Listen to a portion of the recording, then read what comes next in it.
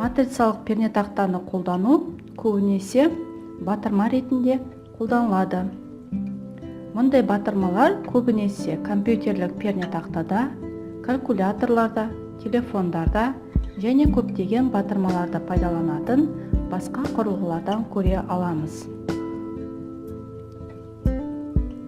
Матрицалық пернетақта деп аталуының өзі массивті қолдану арқылы біздер батырманың жолдарын және бағандары ретінде матрицалық түрде бейнелеуімізге болады. Бұл пернетақтаның қосылу сызбасы. Матрицалық пернетақтамен жұмыс жасаған кезде біздер include kpad.h кітапханасымен жұмыс жасаймыз. Яғни осы кітапхананы шақырып, матрицалық пернетақтаны жұмыс жасарда, массивті қолдануда біздер кітапхана қорын пайдаланамыз. Const byte rows calls, яғни пернетақтадағы жолдар, бағандардың саны бізде 4-те 4. Демек, 4 баған, 4 жол. Баған және жолдарын біздер пиндарға жалғаймыз. Char rex case row calls, яғни біз мұнда пернелердің аттарын пернетақтағыдай дәл сол күйі орналастырамыз.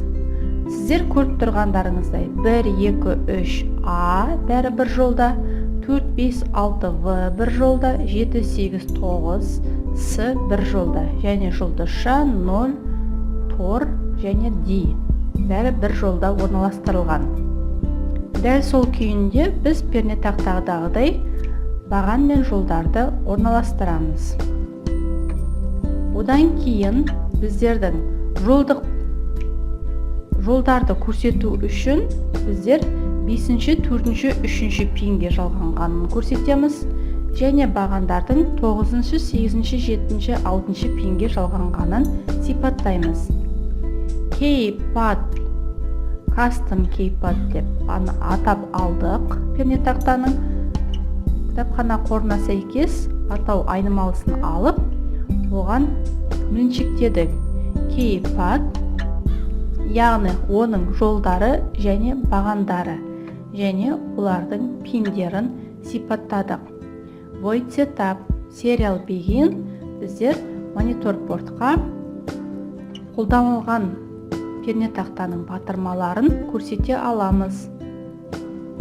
Және void loop біздер char символ custom key айнымалысына custom kpad.get key функциясын қолдандық. Егер custom key қолданылған батырманың кодына тең болса, сол қай батырманың кодын анық біздер басылды, соны serial println, яғни custom key кодтың мәнін біздер пернетақтадағы мәнін, соны монитор портқа экранға шығардық. Келесі біздер мембраналық немесе матрицалық пернетақтамен жұмыс жасайтын боламыз. Яғни бұл бізде көбінесе пернетақта, калькулятор, телефондарда көптеген осы батырмалармен пайдаланатын көптеген құрылғыларды көреміз. Соны Arduino Uno'да да осы мембраналық тақта арқылы біз кез келген программа кодын жазған кезде бұны пернетақта ретінде код ретінде пайдалануымызға болады. Жалпы матрицалық пернетақтаның қосылу схемасы оның 4 баған және 4 жолдан тұратын матрица түрінде біздер программа скетчінде өрнектеуіміз қажет. Бұл мембраналық тақтаның әрбір осы 4 жол және 4 бағанын, демек біздер оны сандық пиндерге 2-ден бастап 9-ға дейінгі аралықта жалғадық. Және бұл мембраналық тақтамен жұмыс жасаған кезде kpad.h деген кітапхананы шақыру арқылы біздер программа скетчіні бұның қолданылатын яғни пернетақтаның жолдар санын көрсетеміз және баған санын көрсету арқылы әрбір өрнектелген батырманы көрсете аламыз. Және мысалға әрбір батырманы басқан кездегі оның әрқайсысын кодын анықтап кез келген бағдарламада қолдануымызға мүмкіндік туады. Матрицалық пернетақтаның жұмысын Tinkercad платформасында қарастырайық. Матрицалық пернетақтамызды Arduino Uno'ның платасында пиндарға жалғадық, яғни 4 жол және 4 баған. Барлығын байланыстырып, яғни 4-тен бастап 11-ге дейінгі пиндерге жалғадық.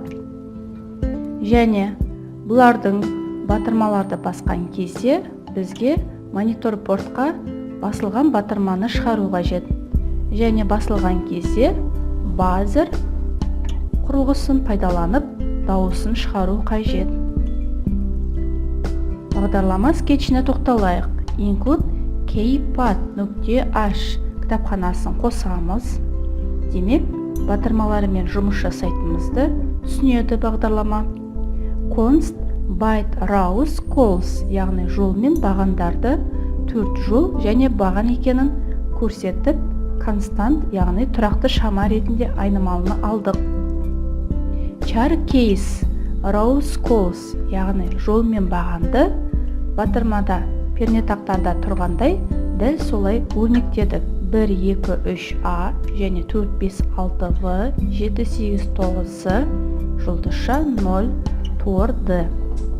Byte rows pin, яғни бізде жолдардың 10, 11, 9, 8-ге жалғанғанын және бағандар 7, 6, 5, 4-ші пинге жалғанғанын сипаттадық. Keypad айнымалысына меншіктейміз, яғни біздердің жалғанған пиндарымыздың атауы және жолдар бағандар. Void setup serial begin монитор портқа біздер экранға шығарамыз. Key айнымалысын алып, символдарды оған keypad.get key функциясын пайдаланып меншіктедік. Демек, біздің батырмадағы айнымалыларды басқан кезде кодтарды соны keyға меншіктейміз. Егер басылған батырма key, яғни соған тең болса, онда ол serial println, яғни монитор портқа басылған батырманың мәнін шығарады. Және тон, бұл байзердің функциясы бізде тон 3-ші пинге жалғанған. Оның кей батырманың ұзақтығын, яғни 30 миллисекундпен дыбысын шығарамыз. Экранымызды ашып қосып қояйық және программаны жіберейік. Очистить алдыңғы тексерілген жұмыс. Демек, басып қарайық кез келген батырма. 5 басылды. Басылған батырманың мәнін монитор портқа шығарды және базер дыбыс шығарды. В-ны басып қарайық. В-ның дыбысы. А-ны басып қарайық. Барлық мәнді экранға шығарып тұр. 7, 0, D, яумаса тор. Міне басқан кезде әрқайсына дыбысын әртүрлі және барлық мәнді монитор портқа шығарып көрсетіп отыр. Демек, біздің мембраналық пернетақтамыз жұмыс жасауы өте дұрыс.